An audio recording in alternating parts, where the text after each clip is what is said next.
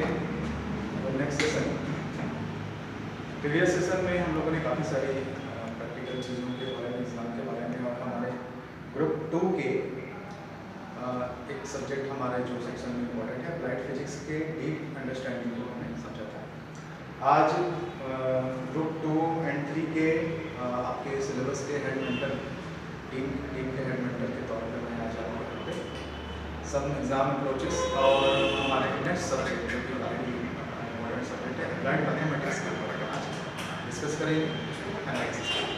ठीक है, तो प्रीवियस जहाँ सिरा हमने स्टार्ट किया था उसी सिरे से थोड़ा सा मैं आज यहाँ पे आपको स्टार्ट करते हैं। ठीक है, फंडामेंटल उस दिन हम लोगों ने एग्जाम एनालिसिस किया था, पैटर्न को एनालिसिस किया था, और आज मैं एग्जाम अप्रोच के बारे में बात करूंगा। सारा चीज़ वहीं से लिंक करेगी, कोई अलग चीज़ नहीं है।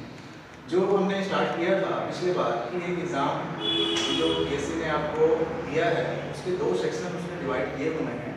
ठीक है, कि आपको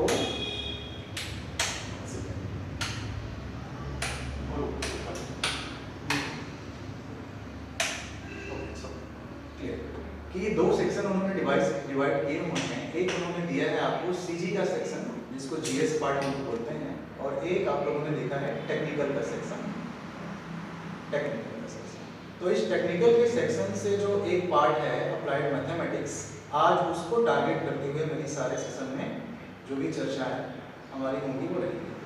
ठीक है, सीजी का सेक्शन से ही इसको स्टार्ट करता हूँ क्योंकि डिपेंड करता है। पिछले बार के पेपर में इसका जो सेटअप था बड़ा ही गजब था, थोड़ा समझे जाएगा तो सीजी का जो सेशन था, सॉरी जो हमारा सिलेबस है वो 2 पार्ट में बटा है। मैंने कहा कि स्टैटिक और डायनामिक, इसको और ब्रीफ करेंगे हम लोग आगे, और भी आपको इसमें जो चीज़ इंपॉर्टेंट इसमें हम लोगों ने जाना था कि मैंने कहा था कि कोई भी एक स्टूडेंट जो अच्छा पढ़ता है, ठीक ठाक पढ़ता है, मतलब जिसने प्रिपरेशन की है, तैयारी की है, वो 25 से 30 क्वेश्चन के ही मार्क्स पाएगा।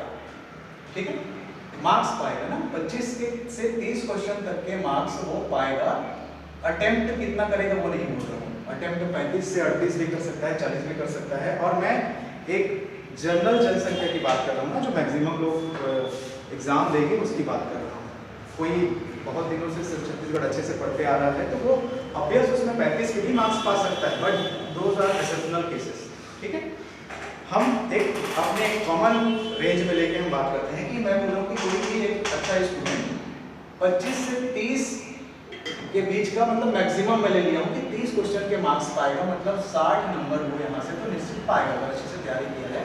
और छत्तीसगढ़ किस चीज़ पे डिपेंड करता है, छत्तीसगढ़ के जो क्वेश्चन होंगे आपके जीएस के पोर्शन के क्वेश्चन होंगे वो किस चीज़ पे डिपेंड करेगा, ये डिपेंड करेगा माइंड मेमोरी एंड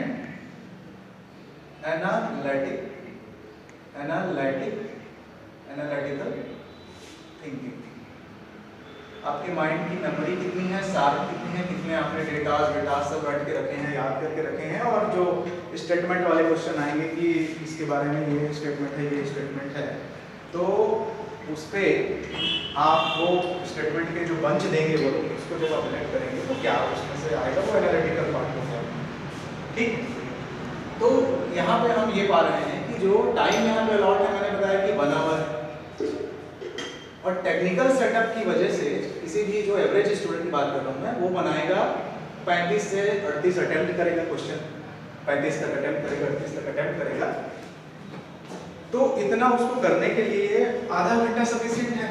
जीएस के पोर्शन में आधा घंटा और ले लेते हैं, 10 मिनट और ले लेते हैं, 40 मिनट। चलिए 40 मिनट तक में कोई भी स्टूडेंट अपने जीएस का पार्ट कंप्लीट कर लेगा। थोड़े से यहीं पर पॉइंट समझिएगा। तो 60 मिनट में से 40 मिनट में मैक्सिमम हर स्टूडेंट का जीएस का पोर्शन कंप्लीट हो जाएगा। और जो मैं वो बोल रहा हूँ उस स्टूडेंट की बात कर रहा हूँ जो कि 38 क्वेश्चन भी करेगा और 40 क्वेश्चन भी करेगा, जो और बहुत अच्छा पाएगा, जो 35 मार्क्स के नंबर पाएगा वो तो और जल्दी करेगा। टाइम को समझिएगा, आपका हमारा कंसंट्रेशन टाइम है, वो तो और जल्दी करेगा, उसको इतना मिनट भी नहीं लगेंगे क्योंकि उसके कंसेप्ट और तगड़े हैं, तो वो जल्दी सॉल्व कर लेगा उसको। तो फिर होगा ये कि एवरेज, अब एवरेज किसी भी स्टूडेंट के पास यहाँ पर 20 मिनट का लैग मिल गया, खाली बैठेगा वो, क्योंकि टेक्निकल सेटअप है ना। ऑनलाइन एग्जाम में जब जाएंगे तो जब तक सीजी का सेक्शन खत्म नहीं हो जाएगा तब तक आप अपने टेक्निकल सेक्शन में स्विच नहीं कर पाओगे। तो फिर मैक्सिमम स्टूडेंट क्या करेंगे, एग्जाम हॉल में बैठे तो टाइम को बिताना पड़ेगा उनको, मजबूरी में टेक्निकल सेटअप भी ऐसा हुआ है। तो मिनिममली हर स्टूडेंट कम से कम 20 मिनट का टाइम क्या करेगा, खाली ऐसे बैठ के बिताएगा, अपने आंसर्स को रिव्यू कर सकता है, फिर से देख सकता है और क्रॉस चेक कर सकता है। आप उस पेपर को एक बार देखिएगा जो लास्ट टाइम जो हमारा पेपर हुआ था उसमें लिखा है सारा टेक्निकल सेटअप लिखा है, review allowed not, after 16 minute edit allowed not, ठीक। तो ये सारी चीजें, तो यहाँ तक का जो कंक्लूजन से एक चीज मैंने निकाला कि 20 मिनट का लैग आपको मिलेगा, ठीक है। उसके बाद जो जीएस पार्ट है, अभी तक आप कहाँ हैं, एग्जाम में अपने सीजी के जीएस पार्ट में है, जनरल स्टडीज के छत्तीसगढ़ के इस वाले पार्ट में है। उसके बाद आपका पार्ट शुरू होगा अगला, जो 4 सब्जेक्ट हैं 25-25 मार्क्स के, जो हमने लास्ट टाइम डिस्कस किया था, वो चारों सब्जेक्ट अब नेक्स्ट अगले 20 मिनट के बाद उनका क्लॉक टाइम आपके मॉनिटर पे शुरू हो जाने वाला है। तो इसके और इसके बीच हर स्टूडेंट कितना टाइम बिताएगा, मैं बोल रहा हूँ लगभग एवरेज 20 मिनट तो हर स्टूडेंट के पास खाली रहेगा ही ना, उतना बिजी नहीं रहेगा वो स्टूडेंट, थोड़ा थम सा जाएगा उसका माइंड, है ना। तो यहाँ पर एक कंसेप्ट आता है इनर्शिया, फिजिक्स में जो इनर्शिया पढ़ते हैं, इनर्शिया ऑफ माइंड। तो इनर्शिया ऑफ माइंड कैसा हो जाएगा इस समय 20 मिनट तक के लिए, या जो अच्छा जो पढ़ने वाला है उसके लिए तो और घातक है। जो अच्छा पढ़ने वाला है छत्तीसगढ़ को, जो और तो जल्दी जल्दी कर देगा छत्तीसगढ़ के क्वेश्चन, हाँ भाई उसको तो सब आता है बढ़िया से, खुश भी हो जाएगा। तो उसको तो 20 मिनट से ज़्यादा भी टाइम मिल सकता है, इसके बीच में टाइम बिताने, फिर इंतजार करते रहेंगे आप टेक्निकल सेक्शन के चालू होने का, ओके। तो जीएस का जो पोर्शन ये अब खत्म होगा, तब तक के 20 मिनट के टाइम पे आप कौन से मोड में हैं, इनर्शिया ऑफ माइंड आपका किस में है, स्टेबल है, मतलब कोई आपाधापी नहीं बची है, बढ़िया। बोलते हैं ना कि एग्जाम देने से पहले जो कूल माइंड होना चाहिए, शांत होना चाहिए, वैसे स्टेट में आप रहेंगे, ठीक है, ओके।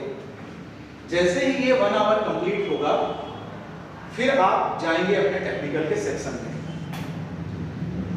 जो अरेंजमेंट था, हमने जो टर्मिनोलॉजी लास्ट टाइम पढ़ी थी, हार्ड, चैलेंजिंग, मॉडरेट और इजी, हर चारों सेक्शन के हमारे टेक्निकल सेक्शन की, applied mathematics, applied physics, applied chemistry and engineering, drawing.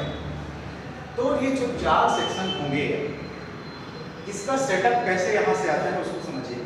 पिछले बार के पेपर में इतना चीज याद रखिएगा कि यहाँ पे आपका mind inertia of stable point में चले गया है ना।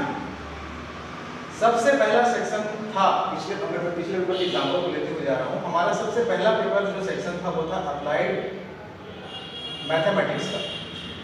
दूसरा सेक्शन मतलब क्वेश्चन नंबर 1 से 50 तक छत्तीसगढ़ के क्वेश्चन थे, 51 से लेके 75 नंबर क्वेश्चन था अप्लाइड मैथमेटिक्स के क्वेश्चन थे, फिर 76 से लेके 100 तक, 76 से लेकर 100 तक अप्लाइड फिजिक्स के क्वेश्चन थे, फिर अप्लाइड केमिस्ट्री के क्वेश्चन थे और लास्ट में था ईडी का क्वेश्चन 25-25 क्वेश्चन। ये सेटअप था पिछले बार के क्वेश्चन पेपर के एग्जाम्पल में दे रहा हूँ। अब स्टूडेंट ये जीएस का पोर्शन जैसे ही खत्म हुआ उसके बाद आप जिस सेक्शन में गए वो था हार्ड सेक्शन, उसका एग्जाम्पल मैं बताऊंगा। और first question is very important, question number first बहुत बड़ा रोल प्ले करता है इस चीज को। क्वेश्चन नंबर 1 इज, इसको मैं एक स्टार मार्क यहाँ पे कर रहा हूँ, उसके बारे में भी डिस्कस करेंगे। 91 नंबर का क्वेश्चन, 51 नंबर का क्वेश्चन बहुत कुछ निर्धारित करता है। अगला अप्लाइड फिजिक्स का सेक्शन, पिछले बार हमने डिस्कस किया था कि ये था चैलेंजिंग के सेक्शन में, है ना। कैसे चैलेंजिंग था वो हमने वहाँ पे देख लिया था। अप्लाइड केमिस्ट्री का सेक्शन मॉडरेट था, मतलब आपको अच्छी खासी मेहनत वहाँ पे करनी पड़ती, ठीक ठाक था। और ईडी के सेक्शन में पीएससी ने बेसिक चीजें पूछ के उसे इजी कर दिया था। तो एक हायरार्की आपको समझ में आ रही है कि पेपर की सेटिंग कैसी थी। हार्ड सेक्शन पहले था, फिर चैलेंजिंग सेक्शन था, फिर मॉडरेट सेक्शन था, फिर इजी सेक्शन था। इसमें भी स्विचिंग पॉसिबल है ना? जब बहुत सारे सेट्स बनते हैं पेपर के तो इसमें स्विचिंग होती है। पिछले बार स्विचिंग हुई थी हमारी, मतलब इसमें हाँ ये जो 4 सेक्शन में स्विचिंग हो सकती है, मैंने कहा ना। इस बार कोई और सब्जेक्ट हार्ड हो सकता है, कोई और सब्जेक्ट मॉडरेट हो सकता है, ये सारी चीजें हम और हमारे प्रीवियस सेक्शन में हमने डील कर लिया। इनर्शिया ऑफ माइंड स्टेबल है। चलिए थोड़ा सा अब मैं आता हूँ अप्लाइड मैथमेटिक्स के सेक्शन में और फिर उसको कोरिलेट करके इसको अपन समझने की कोशिश करें। प्लीज सर ऑन दी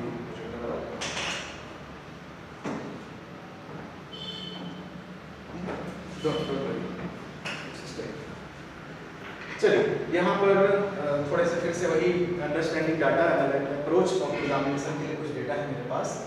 अगर ये आपको अभी एकदम क्लियर नहीं दिख रहा होगा तो डोंट वरी, ये डॉक्यूमेंट आपको मिल जाएगा। हम डिस्कस कर रहे हैं अप्लाइड मैथमेटिक्स के सेक्शन को। मैंने 51 नंबर के क्वेश्चन को से लेते हुए वही टाइप हमने डिसाइड किया है। थोड़ा सा स्क्रॉल डाउन करेंगे सर इसमें।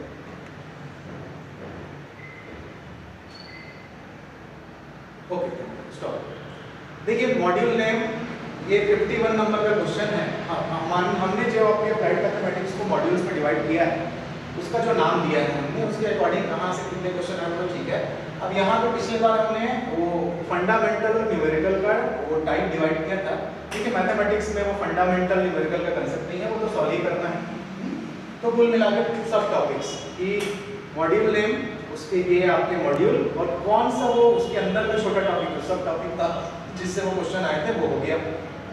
तो पहला जो क्वेश्चन है या पहला जो मॉड्यूल है आपका पहले ही सिलेबस का टाइप किया था, टाइटल जो है अलजेब्रा एंड ट्रिग्नोमेट्री है। और पहला क्वेश्चन जो आया था वो था डिटरमिनेंट्स प्लस ट्रिग्नोमेट्री से। आप यहाँ इसको मैं थोड़ा सा हाईलाइट कर दे रहा हूँ। यहाँ मैंने लिखा है डिटरमिनेंट्स और प्लस ट्रिग्नोमेट्री। पिछले बार का मैथ्स का सेक्शन हार्ड क्यों था? हम बोल रहे थे कि उन्होंने मिक्सिंग ऑफ टॉपिक्स किया है। एक एक क्वेश्चन में 2-3 टॉपिक्स के कॉन्सेप्ट्स को इंक्लूड किया है। तो पहला ही क्वेश्चन डिटरमिनेंट्स प्लस ट्रिग्नोमेट्री के कांसेप्ट से मिलकर बना था। ठीक वैसे ही मैथ्स का दूसरा तीसरा चौथा सारा कहाँ से आया था जी? अलजेब्रा एंड ट्रिग्नोमेट्री के सेक्शन से आया था। फिर दूसरा क्वेश्चन अगर मैं बोलूँ तो डिटरमिनेंट्स प्लस सीरीज का कॉम्बिनेशन था। तीसरा question quadratic equation plus complex number का कॉम्बिनेशन था। 54 नंबर प्योरली ट्रिग्नोमेट्री पे बेस्ड था। उसका next question general form equation था। फिर क्वेश्चन देखिए थोड़े जो प्लस प्लस को आप समझेंगे, यही हमने कहा था कि मिक्सिंग ऑफ टॉपिक कॉन्सेप्ट से उन्होंने मैथ्स के क्वेश्चन दिए थे। पॉइंट और लाइन का कॉम्बिनेशन है, लाइन और सर्कल का कॉम्बिनेशन है। और थोड़ा स्क्रॉल डाउन करेंगे प्लीज क्वेश्चन को। और एक देखिए और इधर भी देखते जाइए। अलजेब्रा एंड ट्रिग्नोमेट्री हमारे मॉड्यूल 1 है, कोऑर्डिनेट ज्योमेट्री हमारा मॉड्यूल 2 है। तो कोऑर्डिनेट ज्योमेट्री से देखिए कंटिन्यू कोऑर्डिनेट ज्योमेट्री की क्राइटेरिया है पॉइंट्स और line, position of points, line and circle, parabola, ellipse. Okay, फिर function and limit, function and differential calculus का एक मॉड्यूल है हमारा। उसमें function and limit, differential calculus, इसके क्या क्या था कंपोजिट फंक्शन उन्होंने ले लिया था। गॉस फॉग वाला जो पढ़ते हैं तो वो प्रॉपर्टीज ऑफ डिफरेंशियल कैलकुलस से ये वाला क्वेश्चन था। ये आप पेपर में जब मिलाएंगे तो आपको एग्जैक्ट वहाँ पे आप लिंक कर पाएंगे ना कि मैं इसको क्या चीज़ यहाँ पे बताता जा रहा हूँ आपको। फिर क्वेश्चन नंबर जैसे 65 बोलेंगे तो एप्लीकेशन ऑफ डिफरेंशियल कैलकुलस था ये। फिर थोड़ा सा स्क्रॉल डाउन करेंगे अपन। फिर हमारा एक मॉड्यूल है वेक्टर अलजेब्रा का मैथमेटिक्स में। उससे यहाँ पे इतने सारे वेक्टर ये नंबर के क्वेश्चन उस सेक्शन के थे। क्या क्या आया था देखिए जरा। Properties of vector, projection of vector, projection of vector का एक टॉपिक था। वेक्टर फॉर्म ऑफ प्लेन का वेक्टर फॉर्म के ऊपर क्वेश्चन था। स्केलर ट्रिपल प्रोडक्ट पे क्वेश्चन था। थोड़ा सा स्क्रॉल डाउन करेंगे अपन। फिर उसके बाद था इसका फंडामेंटल ऑफ स्टैटिक्स का एक मॉड्यूल है हमारे पास, फंडामेंटल ऑफ स्टैटिक्स के। तो वहां से हमको पूछा गया था प्रॉपर्टीज ऑफ डिस्ट्रीब्यूशन, ठीक, मीन, मोड, एक ये फंक्शन वाले से हम उन्होंने बीच में फिर से क्वेश्चन पूछा था function and limit differential calculus का। ये कंटीन्यूअस नहीं है, इसमें स्विचिंग भी हुई है। कुछ समय वेक्टर के क्वेश्चन आए हैं, फिर उन्होंने फंक्शन के डाले हैं, फिर स्टैटिस्टिक्स के डाले हैं, ये सारी चीजें। और लास्ट क्वेश्चन फिर से मीन एंड वेरिएंस का था फंडामेंटल ऑफ स्टैटिस्टिक्स। तो ये तो वैरायटी हो गया क्वेश्चन पेपर से। जब ये डॉक्यूमेंट आपको मिलेगा तो थोड़ा लेट कर लिएगा इसको। ओके चलिए थोड़ा और नीचे आते हैं। Okay sir stop please. यहाँ पे आप देखिए मॉड्यूल 1 जो हमने डिफाइन किया हुआ है कि मॉड्यूल 1 का टाइटल क्या है हमारा अलजेब्रा एंड ट्रिग्नोमेट्री। कितने क्वेश्चन पूछे थे पीएससी में पिछले बार? उसमें से 4 क्वेश्चन। कोऑर्डिनेट ज्योमेट्री से 5 question. Functions and limit and differential calculus के सेक्शन से 7 क्वेश्चन। वेक्टर अलजेब्रा से टोटल 5 क्वेश्चन। और फंडामेंटल ऑफ स्टैटिस्टिक्स से उन्होंने पूछे थे 4 क्वेश्चन। अभी हम कुछ डिफरेंट क्वेश्चंस भी इस सेक्शन के करेंगे तो आपको समझ में आएगा कि कुछ चीज़ें आपको और लिंक आउट कर पाएंगे आप इस चीज़ से। ठीक है तो ये तो हमने देख लिया कि क्वेश्चन नंबर 51 से लेके क्वेश्चन नंबर 75 तक क्या क्या चीज इसमें था और इस मॉड्यूल से कितने कितने क्वेश्चन पीएससी ने उठाए थे। ठीक, चलिए थोड़ा सा स्क्रॉल डाउन करेंगे सर इसको। Okay, practice question from previous year paper, थोड़ा सा समझेंगे ना। देखिए स्टूडेंट्स, यहाँ पे जो मेन उसके पीछे लॉजिक लगा हुआ है पीएससी का, उसको समझिएगा। ठीक, सॉल्यूशन अपन डीप अपन जाएंगे इसमें, थोड़ा सा इस क्वेश्चन पे आएंगे सर। इस क्वेश्चन को लीजिए ऊपर स्क्रीन में, इस क्वेश्चन को ऊपर लीजिए। ओके, और लीजिए। Okay, stop. देखिए स्टूडेंट, ये क्वेश्चन पहला ही क्वेश्चन है। कौन सा क्वेश्चन है ये आपके एग्जाम पेपर का? 51 नंबर क्वेश्चन। मैं बोल रहा हूँ कि जो 51 नंबर क्वेश्चन जीएस पोर्शन खत्म होने के तुरंत बाद कौन सा सेक्शन था हमने जो कैरेक्टराइज किया था, वो था हार्ड सेक्शन। हार्ड सेक्शन कौन सा था? और मैथमेटिक्स का था। तो मैथमेटिक्स का वो 51 नंबर क्वेश्चन जो मैं स्टार मार्क दे रहा था, तो ये लोगों के लिए वो इंपॉर्टेंट है। तो ये उन्होंने एक क्वेश्चन दिया है आपको कि if a plus b plus c is equal to 0 एक कंडीशन दिया है, then what is the value of this given determinant? Determinant आप पढ़ते हैं, डिटरमिनेंट के according, then what is the value of this given determinant? ये determinant आपके पास है और उसके आंसर आपको निकालने हैं। एक ऑप्शन और है इसमें, थोड़ा सा स्क्रॉल करेंगे इसमें। ओके, ये डिटरमिनेंट है, इसको सॉल्व करना है एक कंडीशन के साथ। कंडीशन आपको दिया है a plus b plus c is equal to 0 और ये है पहला, इसका आंसर 0 है, अभी हम सॉल्व करेंगे। सेकंड ऑप्शन भी है 1 है, -1 है, cos c है, cos a plus c। ठीक, कितना हो गया इसके क्वेश्चन। इनर्शिया ऑफ माइंड को ये किस तरह से खराब करता है उसको समझिएगा।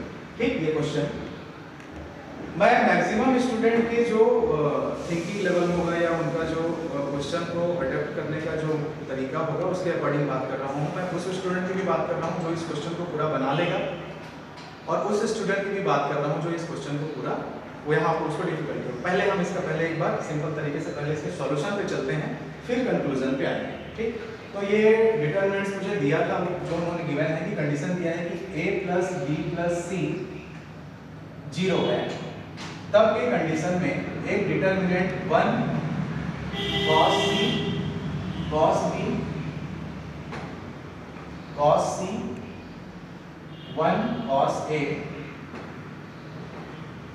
cos b cos a और 1, इसको प्रूफ करना है। मतलब वो दिया है कि इसकी वैल्यू डिटरमिनेंट की क्या होगी तो आपको निकालना है। ठीक, ओके, इसको ठीक है। तो ये सारी चीजें आपने देख ली यहाँ पर। हमने यहाँ पर ये क्वेश्चन 50 याद रखेंगे, क्वेश्चन नंबर एग्जाम पेपर में कितना बोल रहा हूँ मैं, 51 नंबर का क्वेश्चन था, पहला ही क्वेश्चन, टेक्निकल सेक्शन का पहला ही क्वेश्चन ये था। इसको कैरेक्टराइज किस फॉर्म में मैंने किया था? ये मिलके बना है किससे? डिटरमिनेंट और ट्रिग्नोमेट्री से, दो चीजों से मिलके बना है। मिक्सिंग ऑफ टॉपिक्स था, ये कंडीशन है, उसको सॉल्व करना। थोड़ा सॉल्व करना स्टार्ट करते हैं। सॉल्व करने के लिए आप जानते हैं डिटरमिनेंट्स में हम लोग प्रॉपर्टीज ऑफ डिटरमिनेंट लगा सकते हैं। रो को लेके, कॉलम को लेके आप उसमें सेटिंग वगैरह करके शॉर्ट फॉर्म में सॉल्व करने का कोशिश करते हैं। यहाँ पे वो काम नहीं करेगा। ठीक, मतलब हम लगा रहे हैं तो अपन को आपको कुछ मिलेगा नहीं, तो फिर अपन करते हैं कि सिंपल फॉर्म में इसको R1 के रिस्पेक्ट में एक्सपेंड करते हैं। इस डिटरमिनेंट को मैं R1 के रिस्पेक्ट में एक्सपेंड कर रहा हूँ, सॉल्व कर रहा हूँ। समझिएगा, R1 का पहला एलिमेंट है 1, तो उसके लिए सॉल्व करोगे तो देखिए R1 का ये पहला एलिमेंट 1 है। ये रो और कॉलम आप वो जो पढ़ते आ रहे हैं 11th 12th से आप लोग, वही प्रोसेस है इसमें। थोड़ा सा सॉल्व करते हुए क्या आएगा जब देखेंगे। सो 1 माइनस cos स्क्वायर a, ये 1 के लिए मैंने सॉल्व कर दिया। The address of cos c is minus cos c के लिए आप सॉल्व करेंगे। फाइंड आउट करने के बाद आपको मिलने वाला है cos c minus cos a and cos b। Then this third term, for this third term plus cos b के लिए आप सॉल्व करेंगे तो cos c into cos a और minus cos b, इतना आपने कर दिया। ठीक है, हमने R1 के रिस्पेक्ट में इसको एक्सपेंड कर लीजिएगा, फिर लिए हैं हम लोग। सॉल्यूशन को समझिएगा ना, फिर कंक्लूजन आपको समझ में आ जाएगा। स्पीड वगैरह आप प्रैक्टिस के बाद में सब आप गेट कर लेंगे, उसकी दिक्कत नहीं है। तो ये चीज़ हमने cos b के लिए जब हम सॉल्व किए हैं ये वाला, तो cos c cos a minus cos b आपको, ये इंडेंटिटी है। इसको जानते हैं कि ये है हमारा साइन स्क्वायर ए माइनस इसको मल्टीप्लाई कर लीजिए तो ये हो जाएगा cos square C plus cos A cos B and cos C, यहाँ पे मल्टीप्लाई कर लीजिए प्लस कॉस ए, मैं अरेंज करते हुए लिख रहा हूँ कॉस बी कॉस सी और माइनस ये कॉस स्क्वायर बी सॉरी इतना मिलेगा, ये ऐड हो जाएगा जी सेम टर्म में दो बार हो जाएगा। और थोड़ा ए के साथ बी को सेटअप कर लेता हूँ, इस sine square A minus cos square B, ठीक है। और यहाँ पर आपको मिल रहा है plus 2 cos A cos B and cos C और माइनस कॉस स्क्वायर सी, इतना चीज आपने कर लिया। ट्रिग्नोमेट्री जब आप पढ़ते रहेंगे तो बहुत सारे फॉर्मूला आइडेंटिटी हम लोग पढ़ेंगे, ठीक है। जैसे स्टार्ट करते ही वो रेशियो पढ़ेंगे, आप ये राइट एंगल में तरह से होता है, सारा चीज इस तरह से सेटअप होता है, ठीक। तो उसके अकॉर्डिंग ये चीज आपको मिलने वाली है।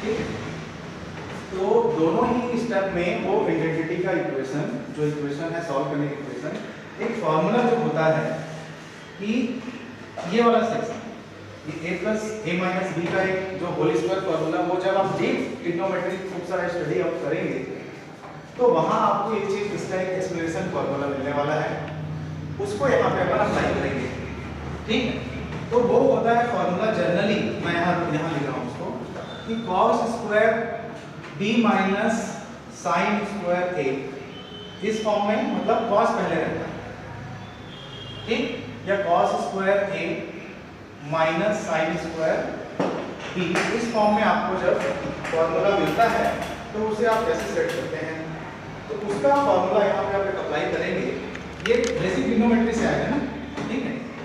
तो उसे आप लिखेंगे कि cos a plus B into cos A minus B, ये बाद में हम जब डीप फॉर्मूला वगैरह डिस्कस करते हैं तो वहाँ पे हम चेक कर लेंगे कि कहाँ से आता है कैसे आता है, उसको भी ऐसे रखेंगे, ठीक है। और क्या क्या टर्म अपन को मिला था उसको हमने ऐड करके हम लिख लिया, उसको पहले लिख लेते हैं plus 2 cos a cos b cos c minus cos square c। हमको कंडीशन दिया है कि a plus B plus C is equal to 0 है, ये तो a प्लस बी की वैल्यू माइनस सी होगी, तो यहाँ पे मैं देता हूँ कि माइनस, अच्छा याद रखेंगे कि cos को मैंने यहाँ पहले लिया था ना, सेट करके एक स्टेप मैंने कम किया है, तो यहाँ पे एक माइनस साइन बाहर में रहेगा इस तरह से, ठीक है। इसको अरेंज करने के लिए ना, इस फॉर्मूले के लिए वो यहाँ पे एक स्टेप हमने कर दिया है। तो ये cos, ये माइनस प्लस ये cos, इसको क्या लिखेंगे आप माइनस सी, क्योंकि रिलेशन आपको दिया है a plus B equal to minus C, फिर इनटू में है cos a minus B plus 2 cos a cos b cos c minus cos square c। cos of minus theta, cos of minus theta सिर्फ cos theta होता है, जो property है सिर्फ cos theta होता है। जो आप ट्रिग्नोमेट्रिक क्वाड्रेंट पढ़ेंगे, ये first second and third and fourth block का कंसेप्ट पढ़ेंगे, तो ये cos यहाँ आता है, ये cos का एरिया है और इसको 0 डिग्री भी बोलते हैं और 1 डिग्री भी बोलते हैं। तो cos ऑफ माइनस थीटा को क्या लिख सकते हो आप कि cos ऑफ 0 माइनस थीटा, 0 मतलब इधर पीछे 0 माइनस थीटा, और cos का एरिया ही है, तो फिर cos ऑफ माइनस थीटा आपको क्या मिलता है प्लस cos थीटा मिलता है। तो cos ऑफ माइनस सी जो है प्लस cos सी ही मिलने वाला है, कोई फर्क नहीं पड़ेगा। थोड़ा सा और देखेंगे कि cos सी यहाँ भी मिलेगा आपको, cos सी यहाँ भी मिलने वाला है, और ये भी अभी है cos सी ही बन रहा है। तो अगर मैं उसे कॉमन ले लूँ तो माइनस cos सी आपने कॉमन ले लिया, यहाँ बच रहा है cos a minus B plus यहाँ बच रहा है 2 cos a, और c आपने कॉमन ले लिया है तो इनटू में cos b बच रहा है, और माइनस में यहाँ एक cos c बच रहा है, ये हो गया। यहाँ पर आने वाला है cos a प्लस बी ये दोनों टर्म जब अपन सॉल्व करेंगे शुरू से इसको बनाना पड़ेगा, इसलिए मैं यहाँ पर ले रहा हूँ इसको cos a plus b और ये माइनस cos c यहाँ पे आपके पास बचा ये वाला cos, ठीक। और a plus b का फिर से रिलेशन आप लगा देंगे कि a plus b क्या होता है माइनस c होता है, cos ऑफ माइनस c, तो cos ऑफ c, अब cos ऑफ माइनस c का फिर से cos थीटा होता है, तो फाइनली आप जब रख लेंगे cos c minus cos c तो ये कैंसिल आउट के फिर आपको मिलेगा 0। मैंने गलत किया है ना, माइनस यहाँ पे कहीं उससे मिस हुई है फॉर्मूले में। तो पहला ही क्वेश्चन था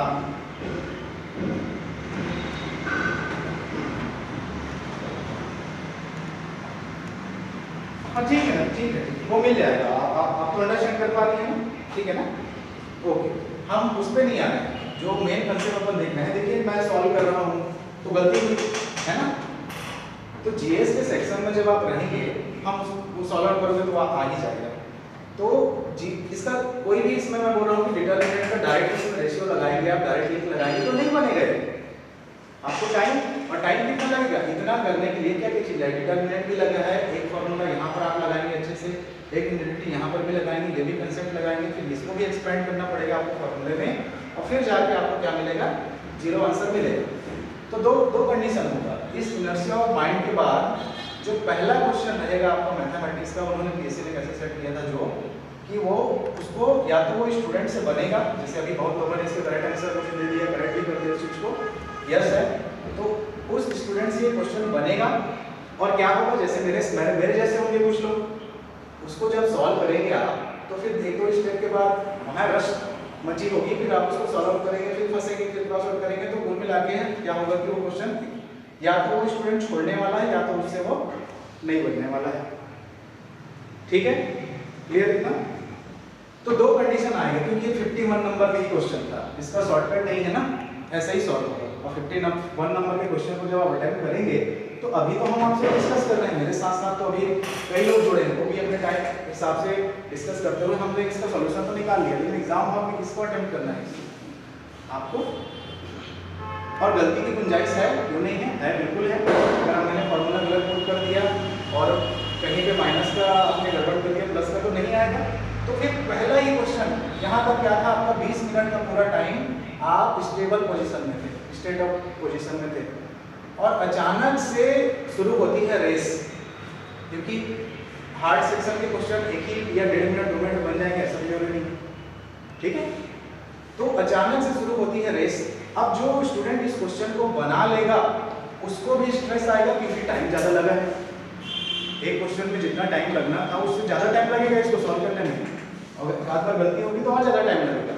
और जिस क्वेश्चन से वो जिस स्टूडेंट से ये क्वेश्चन नहीं बना, नहीं अटेम्प्ट हुआ, या आधा इतना ऐसे करने के बाद अगर वो छोड़ दिया तो भी उसको स्ट्रेस आएगा। तो ये स्ट्रेस दोनों जगह आ रहा है, पहला उस क्वेश्चन को बना लेने वाले के पास भी आ रहा है और जो नहीं बना पाया उसके पास भी आ रहा है। इसका मीनिंग समझिएगा, ये क्वेश्चन इमेज कर रहा हूँ मैं, ठीक, आप प्रैक्टिस करिएगा इस तरह के। जो मेन पेपर की सेटिंग में जो करते हैं उस चीज को आपको समझना है, और कैसे आप अपने उस सेक्शन को पहचान सकते हैं अपने पेपर में कि जो इजी का सेक्शन है, कौन सा मॉडरेट का सेक्शन है, कौन सा हार्ड सेक्शन है और कौन सा चैलेंजिंग सेक्शन है। फिर से मैं बात की, पूरे क्वेश्चन 25 में 25 क्वेश्चन ना तो मैथ्स के, फिजिक्स के या केमिस्ट्री के करने हैं, सिलेक्शन की उतनी जरूरी भी नहीं, और ना ही कोई कर नहीं पाए साइंटिफिकली, ठीक है। तो बिकॉज ऑफ इस एग्जाम को निकालने के लिए, टारगेट एग्जाम को सॉल्व करने के लिए आपको किस किस पैरामीटर की जरूरत है उसको समझते हैं आप, इससे कंक्लूड करके। अगर मैं एक फिजिक्स के कोड अकॉर्डिंग अगर एक मैग्नीफाइंग ग्लास ऐसे रेडी करूं, इस तरह से आप देख पा रहे हैं, मैग्नीफाइंग ग्लास जो होता है उसमें होता है कॉन्वेक्स लेंस, ठीक, फिजिक्स के सेक्शन में भी है। और पर्टिकुलर इस टाइप के एग्जाम्स को क्रैक आउट करने के लिए मैग्नीफाइंग ग्लास का काम क्या होता है, वो रेस को एक जगह कंसंट्रेट करता है। जितने भी रेस होंगे आपके, जनरली कौन सा टाइप का लेंस होता है, तो कॉन्वेक्स टाइप का लेंस होता है, तो उसका काम है कि उस रे को सारे रे को कंसंट्रेट करना। अब होता क्या है, क्या क्या चीज इसमें आपको इस एग्जाम के लिए डालनी पड़ेगी, ठीक है। मैंने यहाँ पे अभी लिख दिया है कि इसमें जिस पे हम इसको फोकस कर रहे हैं वो है हमारा CGPSC आपका ये जो टारगेट एग्जाम है ITI प्रिंसिपल / TPO / टेक। ठीक है, तो क्या क्या चीज मुझे इसमें पुटअप करनी है। पहला चीज जो आप बोलते जाते हैं, पहला ही चीज अपन इसमें आपको पुट करना पड़ेगा वो है स्ट्रेस।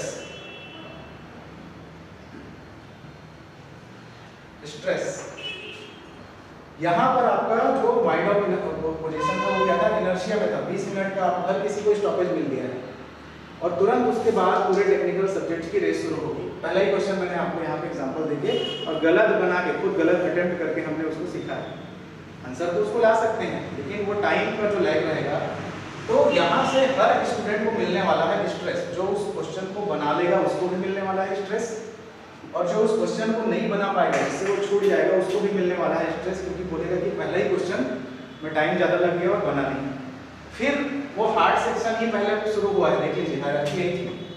तो दूसरा क्वेश्चन भी वैसे ही, दूसरा क्वेश्चन भी आपको वैसे ही परेशान करेगा, तीसरा क्वेश्चन भी ऐसे ही परेशान करेगा। समझ रहे हैं आप पेपर उठा के देखेंगे तो आपको उस तरह के ही क्वेश्चन मिलने वाले हैं। तो जब एक क्वेश्चन, फिर दूसरा क्वेश्चन, फिर तीसरा क्वेश्चन लगातार किसी स्टूडेंट से ना बने, आप समझ सकते हैं उसके माइंड की स्टेट क्या होगी, या वो अपने आप को कैसे कंट्रोल कर पाएगा आगे के सेक्शन को सॉल्व करने के लिए। क्या डेवलप होगा, स्ट्रेस डेवलप होगा। जिससे क्वेश्चन बन जाएगा उसको भी स्ट्रेस डेवलप होगा क्योंकि टाइम बहुत लगेगा उसको सॉल्व करने के लिए, और जिससे नहीं बनेगा या गलत करेगा बार बार, उससे भी स्ट्रेस डेवलप होगा। तो इसका मैनेजमेंट आपको अपने तैयारी के दौरान प्रैक्टिस करके अपने इस टाइम पे यहाँ पे देना है। इसको स्ट्रेस को आपको मेंटेन करते हुए अपने माइंड को, ये किस लिए है, जब आपको स्ट्रेस मिलेगा तो आपका मोशन बूस्ट अप होगा। ये आपके भले के लिए कर रहा है, इसको समझिएगा जरा। यहाँ पे आप कौन सी स्टेट में चले गए थे, स्टेबल इनर्शिया की स्टेट में चले गए थे, और तुरंत जब क्वेश्चन में पहली बार में ही आपको झटका लगेगा तो बोलते हैं फर्स्ट लॉ ऑफ मोशन के अकॉर्डिंग यदि कोई ऑब्जेक्ट स्टेबल है तो स्टेबल ही रहेगा, और यदि वो मोशन कंडीशन में है तो मोशन कंडीशन में रहेगा। तो अब आप स्टेबल कंडीशन में है तो आपको चेंज करने के लिए क्या लगाना पड़ेगा, आपको एक्सटर्नल फोर्स लगाना पड़ेगा। तो जनरली जितने पेपर ऐसे सेट होते हैं उसका पहला सेक्शन हार्ड के सेक्शन नहीं होता है, और maximum time first, second, third, fourth ऐसे क्वेश्चन जो होते हैं वो टफेस्ट होते हैं। सिंपल होने की वजह से भी वो आपको कहीं ना कहीं किसी न किसी तरीके से आपसे गलती करवाते हैं वो लोग, और उसके वजह से पुशअप होता है क्या, एक स्ट्रेस। स्ट्रेस मतलब फोर्स, मतलब वो फिर आपके माइंड में, अब आपका जो सत्र है, पूरा तैयारी का जो दौर है, उस समय तक अगर आपने इस स्ट्रेस को फील करते हुए उसको डेवलप कर लिया अपने माइंड के स्पीड को देने में, ठीक, तो फिर ये आपके लिए बेनिफिटेड है। वरना दूसरा क्वेश्चन भी वैसे मिलेगा आपको, तीसरा क्वेश्चन भी वैसे मिलेगा, और उसके बाद आपका कॉन्फिडेंस लेवल बहुत ज़्यादा डाउनवर्ड चले जाएगा, क्योंकि वो स्क्रीन के राइट कॉर्नर में यहाँ पे ना वो सेकंड की घड़ी टिक टिक टिक चलते रहती है, तो टाइम वो आवर ग्लास की तरह नीचे जाते रहता है। ठीक है, तो उसके बाद जो बेसिक चीज़ें और क्या क्या रहती हैं, तो इसका मैनेजमेंट आपको अपने प्रिपरेशन के दौरान में चाहिए। आपको अपना प्रैक्टिस सेशन, आप बहुत क्वेश्चन मत करिए, कोई भी जो रेफरेंस बुक आप उठाएंगे उस बुक को उठा के उसके पीछे 100 ऑब्जेक्टिव 20 ऑब्जेक्टिव दिए हैं, उसको उठा के बस आप पढ़ रहे हैं, सॉल्व कर रहे हैं, अच्छे मैथ्स के क्वेश्चन लगा रहे हैं और आप खुश हैं अपने आप में। नहीं, उस तरह के टाइम लिमिट में अपने आप को बांध के कि आप जब भी प्रैक्टिस करने बैठ रहे हैं तो 25 के जगह कम से कम 20 क्वेश्चन लीजिए और अपने आप को आधे घंटे का ही टाइम दीजिए, और उस मोड में जब आपका प्रिपरेशन या प्रैक्टिस सेशन चलेगा तब आप ये बार बार ये प्रैक्टिस करके इस सिचुएशन से पीएससी के एग्जाम हॉल में बच सकते हैं। और वहाँ पे बहुत सारे लोग कट जाते हैं स्टार्टिंग से, जैसे टेक्निकल का सेक्शन शुरू होगा, पेपर को आप देखेगा वहाँ आपको ये चीज़ मिल जाएगा। चलिए, और जो बेसिक चीज़ें इसमें क्या क्या आपको चाहिए रहती हैं, इसमें मुझे और क्या क्या जो डालना है, आपको इसमें डालना है कि टाइम लिमिट, टाइम लिमिट में क्या solving,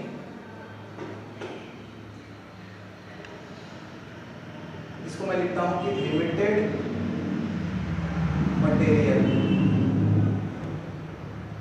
with time limit solving के साथ आपके रिसोर्स आप बहुत कम रखिए और टाइम लिमिट के साथ उसकी सॉल्विंग उसमें आपका शेड्यूल ले आइए। आपको और क्या क्या चीज़ चाहिए रहेगा, आपको फोकस होना पड़ेगा, फोकस होना पड़ेगा। इसमें आपको एक एनर्जी भी अपने बहुत सारी एनर्जी भी डालनी पड़ेगी। स्टेट ऑफ माइंड भी डिपेंड करता है,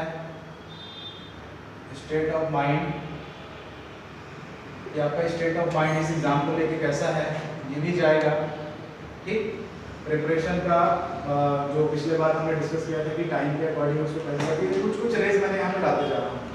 तो ये सब चीज जब मिलके एक आप कंसंट्रेटेड बीम इस टारगेट पे अपने पुटअप करेंगे, तब जाके यहाँ से आपको रिजल्ट मिलने वाला है जिसको आप बोलेंगे कि वो आपका सिलेक्शन है।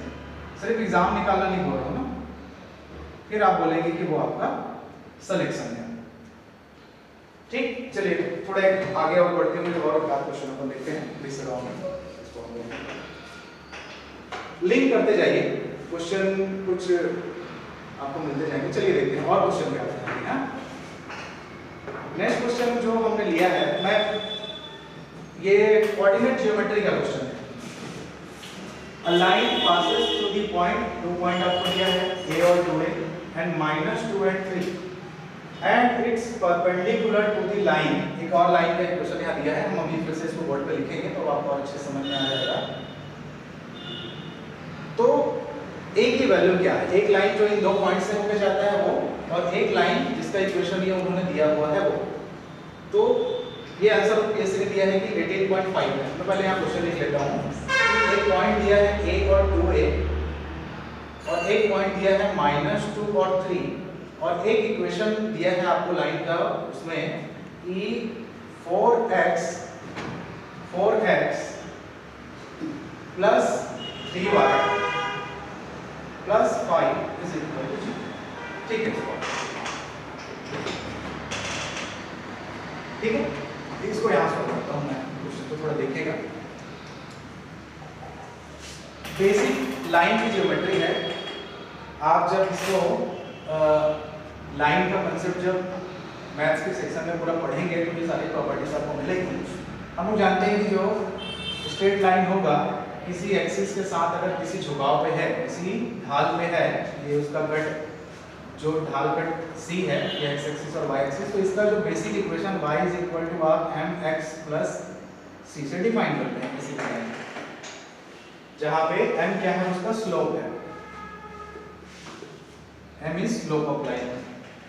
तो यहाँ पे दिया है 2 पॉइंट, तो सबसे पहले आपको ये होगा कि 2 पॉइंट से होके जाने वाले लाइन का इक्वेशन या तो स्लोप का इक्वेशन। तो because slope of line is defined by m which is y2 minus y1 upon x2 minus x1। आपको 2 पॉइंट दिए हैं, इसी को ले लीजिए x1 y1 और x2 y2। x1 है, y1 है और x2 है y2।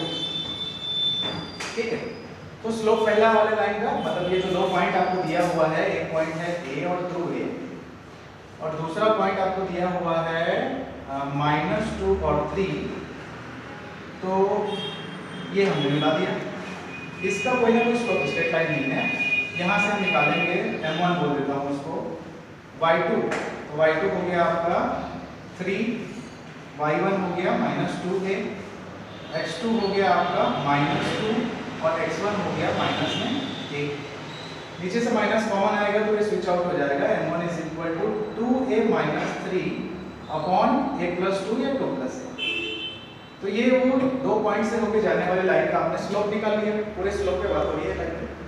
और दूसरा लाइन का इक्वेशन आपको दिया हुआ है, ये एक इक्वेशन दिया है, ठीक, मैं से यहाँ लेता हूँ, ठीक है, इसके और बात करेंगे अपन अभी आगे। 4x + 3y + 5 is equal to 0। तो इसको पहले आपको इस फॉर्म में बदलना पड़ेगा, स्ट्रेट लाइन के फॉर्म में इसको पहले बदल लेते हैं और फिर स्लोप से कंपेयर कर लेते हैं। तो फिर क्या हो जाएगा आपको, ये 3y is equal to -4x - 5, ये ठीक, और y इज इक्वल टू आप क्या लिख लेंगे इसको, -4/3x और -5/3। जब इसको आप कंपेयर करेंगे y is equal to mx + c से, तो ये है स्लोप, तो दूसरे लाइन का स्लोप कितना हो गया, सॉरी m2, दूसरे लाइन का स्लोप हमने निकाल लिया कि -4/3। अब आपको जो फंडामेंटल चीज जब आप मैथमेटिक्स का सेक्शन करते रहेंगे पढ़ाई के दौरान, आपको फिर ये चीजें जो सीखते हैं अपन कि दो लाइन यदि एक दूसरे पे परपेंडिकुलर है तो उनके स्लोप्स के बीच में रिलेशन होता है। दो लाइन एक दूसरे से अगर परपेंडिकुलर की कंडीशन में है, वो दिया है उसमें, तो उनके स्लोप्स के बीच में कंडीशन होता है कि m1 first slope into m2 is equal to -1। ये आप जब वो बेसिक तैयारी के दौरान इसको याद रखेंगे ना, जब लाइन की प्रॉपर्टीज वगैरह आप स्टडी करेंगे प्लेट के साथ, लाइन के साथ, तो ये चीज आएगी। अब आपने यहाँ से निकाला है m1, ये रहा, और वो m2, तो दोनों में कंडीशन यहाँ रखते हैं कि m1 की वैल्यू मेरे पास 2a - 3 अपॉन a + 2 और m2 की वैल्यू है -4/3 इज इक्वल टू -। यहाँ से इसको सॉल्व कर लेते हैं। हमको एक ही वैल्यू पूछा गया है, तो माइनस तो कैंसिल आउट हो जाएगा, ठीक। यहाँ से आपको मिलने वाला है 8a - 12 upon 3a + 6 is equal to 1। ये माइनस हमने कैंसिल आउट कर दिया है। इसको आप सिंप्लीफाई करोगे तो 8a - 12 is equal to 3a + 6, ठीक। नंबर्स को और कांस्टेंट वाले टर्म को एक तरफ लेके मैं 8a - 3a is equal to 6 + 12, देखना बेसिक चीज आप सब कर सकते हैं। तो ये हो गया 5a इज इक्वल टू 18 और a का वैल्यू आप निकालेंगे तो a की वैल्यू आ जाएगी 18/5, ये उसने दिया है, ये सही है। तो मैं एक्सप्लेन कर रहा हूं इसलिए मेरे को 1-2 मिनट लग रहा है। जब आप इसमें प्रैक्टिस बना लेंगे अपना, तो ये आप वो जो टाइम हम लोग बांटते हैं कि 1 से 1.5 मिनट में सॉल्व करना है, हो जाएगा। तो ये एक अच्छा क्वेश्चन है। इसके लिए क्या क्या चीज की जरूरत पड़ी आपको, जो स्ट्रेट लाइन के जो फंक्शंस है, जो फॉर्मूले हैं, बेसिक फॉर्मूले, उसके बेस पे क्वेश्चन बना हुआ है, ठीक है। चलिए थोड़ा सा और एक आध क्वेश्चन हम यहाँ पर देखते हैं। वैरायटी ऑफ क्वेश्चन पे चल रहा हूँ ना। पहला क्वेश्चन हमने मिक्सिंग में लिया था कि ट्रिग्नोमेट्री प्लस डिटरमिनेंट, और कैसे गलती करवाता है पीएससी, किस तरह के क्वेश्चन देता है उसको भी हमने देखा। दूसरा क्वेश्चन ये ठीक ठाक क्वेश्चन है, अगर आपको ये छोटे कंडीशन याद है, ये होता है, और ये जो आपको स्ट्रेट लाइन का जो मेन प्रॉपर्टी फंक्शन है, उसका स्लोप क्या है, स्लोप कट क्या है, ये सब चीज पता है, तो आसानी से अपन इसको सॉल्व कर सकते हैं, ठीक है। आगे देखते हैं, कुछ और क्वेश्चन देखते हैं इसमें अपन, फिर मैं आगे कंक्लूड करूंगा, ठीक है। चलिए थोड़ा स्क्रॉल अप करेंगे, डाउन करेंगे, ओके ठीक, यहाँ से देखेंगे ना। यहाँ पर मुझे ये बताते हैं, क्वेश्चन को दिखा रहा हूँ आपको, सेक्शन हमारा इंपॉर्टेंट है, ठीक। What is the length of latus rectum of the ellipse. Ellipse को समझ रहे हैं, बेसिक अपन उसके बारे में जानेंगे। What is the length of latus rectum of the ellipse x² + 4y + 8y। यही मैं इस क्वेश्चन को लिख देता हूँ, ठीक है। ये जो क्वेश्चन दिया है, इसके लेटस रेक्टम का आपको लेंथ निकालना है। तो फंडामेंटल सा है x² + 4y² + 8y - 2x + 1 is equal to 0, ठीक है। इसको ऑफ कर दीजिए, ठीक है। लेटस रेक्टम, अब वो फंडामेंटल आगे जब आप मैथमेटिक्स का एक्चुअल प्रिपरेशन करते रहेंगे, इसको बता रहा हूं मैं, तो इसको जानते रहेंगे कि लेटस रेक्टम क्या है। अब वहां पे क्लिक करना चाहिए। थोड़ा सा ये क्वेश्चन के साइज को देखिएगा ना, जो मैं सॉल्व करने जा रहा हूँ क्वेश्चन, उसमें टाइम लग रहा है। अगर आपकी प्रैक्टिस है अच्छी से तो 1 मिनट में जरूर सॉल्व कर पाएंगे, ठीक। तो टाइम लिमिट का जब कंसेप्ट आप बनाए रहेंगे तो सारे कंसेप्ट आपके पास, आपके दिमाग में स्टोर रहेंगे, तो आसानी से वहां अप्लाई कर पाएंगे, ठीक है। चलिए इसको समझते हैं। यहाँ पर अभी आपको इलिप्स का इक्वेशन दिया हुआ है, x² + 4y² + 8y - 2x +